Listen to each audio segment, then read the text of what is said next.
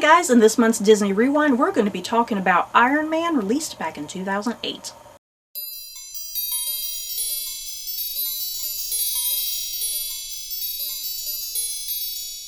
So yes, we're going to start incorporating some Marvel movies into our Disney Rewinds, because for the most part, our Disney Rewinds have primarily been just the animated movies and like the remakes that have all been coming out. And like we've occasionally talked about like some live action movies like Enchanted, you know. For the most part though, it's all just been strictly animated. But yeah, as we've been progressing through all the Disney stuff, yeah, it's like we've hit now here in the 2000s, and we were kind of thinking, oh, you know, it'd be a great excuse to sit and rewatch all these Marvel movies, especially since, you know, Endgame came out, pretty much ending the entirety of that phase of Marvel and whatnot, so it'd be kind of fun to sit and rewatch all these since, hey, we got a Disney Plus account anyway. Might as well take advantage of it. So yeah, we're going to start incorporating the Marvel movies in there. We may even start doing some of the Star Wars. I don't know. We'll have to think about that one. If Stephanie wants to do that. So yeah, this video is definitely going to have spoilers for Iron Man, if you've not seen it. So Stephanie, thoughts and feelings about the very first Iron Man movie with Robert Downey Jr.? It seems like every time we rewatch Iron Man, I like it more. But Iron Man's my favorite Avenger, so... Okay, I like Iron Man, I really do, but Thor and Captain America are my favorites. Iron Man's my favorite. You know, it's funny, because Iron Man, we never saw it in theaters. Remember it coming out. Yeah, actually.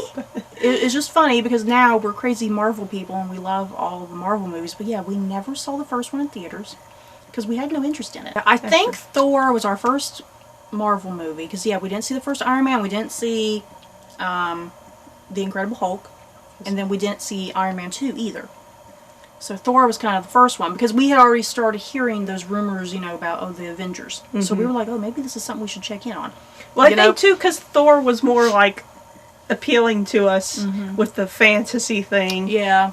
I think that was, like, the biggest thing, was we saw the fantasy stuff, and that's when we were kind of like, maybe let's... And then watching that, and then we were like, maybe we should start watching Marvel. Yeah, go back and watch Iron Man. So yeah, Iron Man, what I like about Iron Man, what I appreciate about it is it's not obviously a superhero movie. Yeah. You know? Because a lot of times when you think about superhero movies, you have kind of a certain image in your head. And Iron Man... It's just a normal guy who's super smart and tech savvy. Yeah, it almost just kind of comes across as kind of almost a normal type of action-adventure movie. You know, a guy, something tragic happens to him, he makes this suit of armor to try and fix the world, you know. And there's not really anything overly superhero-y, comic booky about it. I think only until maybe kind of the ending, you know, when you get, you know, that big battle with Obadiah and Tony, you know. I think that's really the only part of the movie that feels really comic booky. Yeah. But yeah, I just like that this movie, it kind of reinvigorated the superhero genre in some ways. That's kind of what Iron Man is always kind of credited as doing to the superhero genre, because at this point you've already had the Spider-Man movies, you've already had the X-Men movies, and they all have a certain look. And they do feel very, very comic booky, you know, and Iron Man kind of really is like, hey, we're going to do something different here, you know. And yeah, Iron Man came out first, even before Christian Bale's Batman movies, right? If I'm not mistaken. The Iron Man movie, Iron Man came out before the Christian Bale Batman movies. I feel like those are like 2004. I'm not sure. Those are kind of old. I'm trying to think. Like those are I'm trying to old. think when I'm seriously trying to think when those Batman movies come out, because I'm trying to think if Iron Man even kind of influenced those Batman movies, because, you know, that very first Batman movie doesn't even feel like a comic book type of movie either. You know, it treats Batman's, Bruce Wayne's story like in a very real way. You know, and the same thing with the Iron Man movie. It treats it in a very real way, relating it to the real world and real world issues and stuff, you know. But yeah, I love the first Iron Man movie. Yeah, like you said, it's like every time we rewatch it, it's like I appreciate it more and more, you know. And I think too, it's like as you watch more Marvel movies, with like those characters, like you know, and then you can come to the end of these characters. So it's like I don't know if there's that too in the back of your head. You have a different appreciation for certain things, and you know how their story goes throughout the whole thing. For the purposes of these Marvel videos, we're definitely going. Every movie is up for grabs for spoilers. So just be warned, because I'm getting into a big one right here with Endgame. If you've not seen Endgame, sorry. Because Endgame, Tony the Snap, he dies. It's all sad, and it's sad because you've spent all this time with him. You know, really getting to know his character and all of his individual movies and whatnot. And so it was kind of funny, or not funny, but you know, interesting going back and rewatching the first movie, and it's like, Tony's dead, and it's like, does some stuff like tie in? Yeah, you know, like little remarks, or then you know, you remember how like at the end of the movie in Endgame, and his daughter wants to get the cheeseburgers, but that was because Happy was like, hey, you want to get cheeseburgers because your dad wanted cheeseburgers. Where he came back, So like, I mean, you kind of remember that anyway, but it's just funny to like go back. Yeah, it's little details like that upon rewatching. You know, the cheeseburgers, the Tony Stark has a heart. You know, and then like I swear there was probably like a statement that he made, and I don't remember what it was because I think I kind of went, huh. Like that kind of was something that happens several movies down the line, like in an Avengers movie. Like he said something, not something super important, but he was kind of like, hey, you know, this is gonna happen, you know, something like that, and it's like kind of something that's happened already. I mean, even the last line of this first movie, he's like, I am Iron Man. He goes out dying saying that. You know, I love just that connection between the movies and whatnot, just little things like that. Yeah, Robert Downey Jr., he is freaking Iron Man. He is Tony Stark. It's like, would Iron Man have worked without Robert Downey Jr.? I just cannot picture anybody else. Feel like it would. Seriously, I cannot picture anybody else playing that character, because I don't know if it would work the same. And then, like, I feel like somebody would be tired of playing that character for that long. And then, I mean, look at the disaster of DC, you know. But like, I feel like Avengers has been Marvel has been so lucky to have all these people, and they all want to come back. And you know, the thing with Robert Downey Jr., in the first movie, you can tell that he's enjoying playing the character. Yeah. Iron Man 2, he's still enjoying it. Iron Man 3, he's still enjoying it. All the Avengers movies, he's still enjoying it. You know, if he wasn't, he wouldn't. Yeah, you can clearly see from day one with the Iron Man character, Robert Downey Jr. is having a great time. He loves the character. He gets the character. You know, he understands what that character is.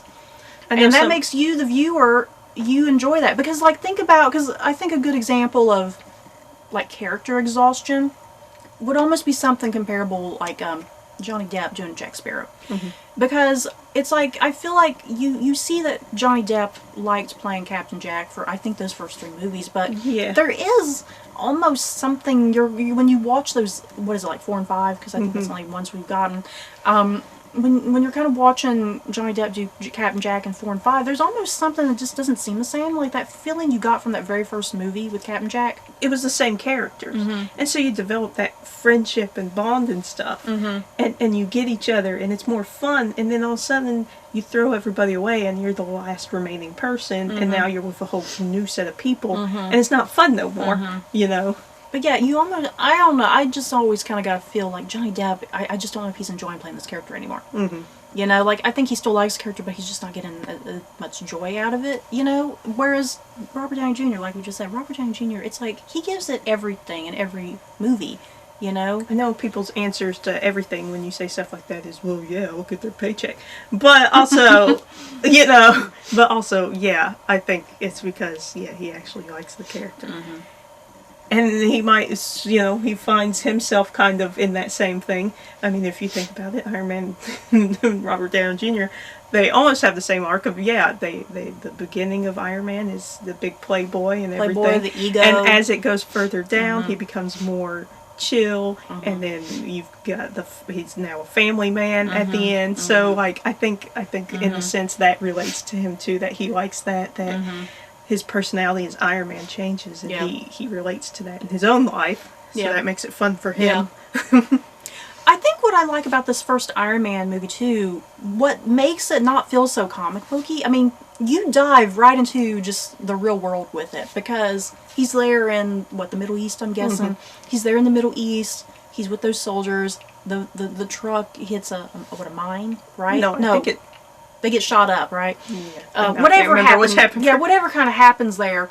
And that's throwing you into a real world situation, you know? And yeah, Tony is witnessing firsthand, hey, this is what my weapons are doing. Because it's supposed to be, what hit that truck was his weapons. Yeah. That the terrorists, I guess, they got a hold of it through, I guess, the black market or whatever. Well, or no, Obadiah. Yeah. I guess Obadiah gave it all to him. Because he's up to his own no good. So yeah, that immediately from the get-go, your hero, your protagonist of the story, he's starting off there. He's a bit of an ass and a jerk, but he's thrown into that really perilous situation right from the get-go that you can kind of relate and attach yourself to him. You know, maybe you've never been in a truck that blew up like that, but still, maybe you've been in some sort of perilous situation and you get that. You know, so it immediately just connects it and grounds it into the real world in some way, like in a really harsh way. You know, but I mean, at the same time, though, it shows you that, okay, yeah, he's big old playboy, massive ego, but he still cared that for the one that his weapons were going to the wrong people. Yeah, they were being used in a way that he didn't envision them so to be even used. though he has that personality on the outside, there's still deep down in him, you know, he wasn't that horrid of a person that he was immediately like, wait, why is my weapons being sold to somebody that shouldn't be having these weapons? And yeah, he forms that attachment with the one man. God, what was his name? I can't remember think of his name, but you know, the other prisoner, Short term. the other prisoner or whatever. He forms that attachment into him, you know, and they're sharing in this common situation, you know, and Tony, you know, it's like Tony is visibly shaken from that whole thing, you know, once he gets out of there. It's like he's trying to act like, oh, I'm good, you know, but he's been disturbed by stuff that's happened, you know. I like that he was only Something like that. in the movie for not very long, and like you felt an attachment for him, you know, like Yeah, because then when he dies, it's like, It's oh, like, yeah, he's going to go see his family who are dead. yeah. So I like that yeah, this is just a random dude. They did good with making you feel attached to him Yeah. in such a short time. I guess that's all about Jeff Bridges, right? Jeff Bridges as Obadiah. Just like his name, Obadiah. It's like he wants to say with a really deep southern Who accent. the heck has that name? I really liked him as a villain. Because he's not like a flamboyant, crazy villain. Yeah. He's a very real-world villain in some ways. He is. You He's know? like kind of like a mafia villain. Yeah. He seems like the way his character is in this movie is more like a compared to like Iron Man 3, you know, I love Guy Pearce. You know, I love Guy Pearce as a villain in that third movie, but he's just all right. He's very over the top. Whereas You know, Obadiah, yeah, he's all together in his brain, and he knows what he's doing. Yeah, he knows what he's doing. He's not like he's and manipulative. He doesn't have a revenge story. It's a pure I want power. I want power, and I want money. You know, it's not. It all comes from a very real world place. You know, it's not no thing of I want revenge and this and that, or I'm just like psychotic. Yeah, it's not none of that. Yeah. It's just he wants money Yeah. and power and fame. because at some point he probably wasn't a bad man. Yeah. You know, at some point he probably wasn't a bad man, but just this environment he's been in, and over time, he's turned into a bad man. And then after, Tony's dead. Wait, Howard started? Because it was supposed to be he worked with Howard, right? So it's like after Howard died, maybe he saw Tony as lesser than Howard because now he's older than Tony, you know, and so like he has more experience, and so he can manipulate. Maybe he thought maybe he could manipulate Tony more than he could Howard, who was much more. He did purposely just perfectly manipulate Tony because Tony didn't even know what was going on with his own weapons, you know, until that big reveal, like, oh my god, you know. But yeah, I really like Jeff Bridges as Obadiah. once again, not comic booky, not over the top, very real world with real Not world. an alien. Yeah, he comes from a real world place with real world motivations and agendas. And yeah, I mean, that's the common thing you see with a lot of the Marvel movies. You know, before you do start getting into the space stuff. You know, before you do start getting kind of into all that stuff. Gwyneth Paltrow. You know, Gwyneth Paltrow, she has some problems, I feel. I don't know if that's a mean thing to say, but you know, I do like Gwyneth Paltrow as an actress. As an actress, I do like Gwyneth Paltrow. Her personal self, I'm not a fan of, but I do like her as an actress. Shakespeare in Love is one of my favorite movies, you guys. And so I freaking love Shakespeare in Love. So I would not, you know, if I didn't like Gwyneth Paltrow, I wouldn't love that movie so much. But yeah, I do like the character of Pepper. I think Pepper, over the course of all of the movies, I think they've really gotten a better handle of her and put her to better use over time. You know, I mean, I think a lot of times she is kind of just, you know, the girlfriend. You know, she is kind of just put down to that. But I think what I still purpose. I think what movies aggravates me is that they have her just so like spacey in this first movie. I can't think how I want to describe her. In the rest of the movies, I can't think of too well. But she's more firm in the other movies. Okay, I think I get what you're saying. Yeah. And like she's more like solid, more stand your ground and firm about things in the way she speaks. I think I get what you're saying. Because in the first Iron Man, because she stumbles a lot. I'm saying that and I can't think how I want to say it. But I feel like in this first movie, she's a bit more nervous around Tony, and she doesn't really know how to. She doesn't know how to stand her ground with Tony at times, and I feel like she does become a much stronger female character over the course of the movie. It's like, hey, Tony, shut up and listen to me.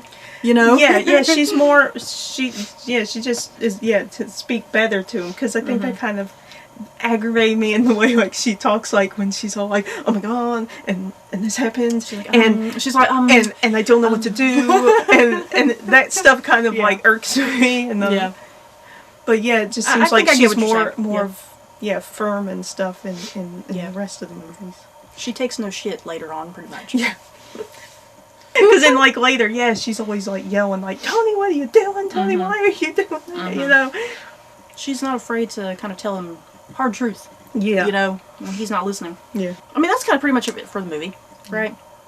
Okay, never mind. We just remembered Terrence Howard. That might be our bad.